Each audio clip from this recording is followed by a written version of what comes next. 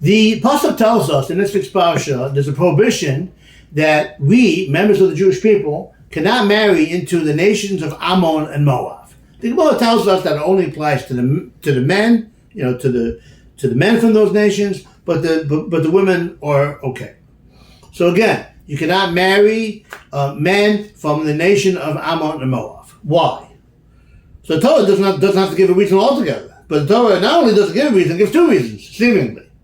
In this Devar Torah, we're going to show, hopefully, that it's not two reasons. But for now, it seems like it's two reasons for you. First reason, because during the time of war, we passed through those nations, and they didn't give us anything. Zero, zilch, nada, garnished, nothing. Not even bread and water.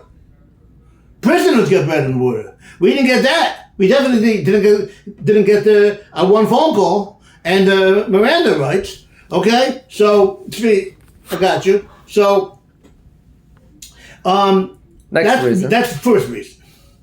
Such a nation, Hashem says, I don't want you to get involved with such people. Second reason is because Bilam was hired to try to knock out the entire Jewish people. To do something like that, to try to hire somebody to knock out the entire nation, bad people, we don't want you to get involved with them. So why does the Torah give two reasons? The Dubna Maggid comes along and says, it's not two reasons, it's one reason. The reason is because of the bread and water, of the lack of feeding of bread and water. Now they might justify their actions by saying, we didn't have enough money to feed 1 million people. Once you feed one, you got to feed the whole nation. I know it's bread and water, but it's a lot. So when that terrorist got thrown out the window? It might have worked. But once they hired Bilam was not cheap. He was the Michael Jordan of sorcerers, or the Wayne Gretzky if you live in Canada, right? He ain't cheap. So you have money for what you want to have money for. So it's not towards them. It's one answer. The second, Bilam showed that the first answer that you might justify is not an answer. And therefore it's really only one because of lack of derech eretz, lack of human decency not to even give basic necessities to people during a time of need.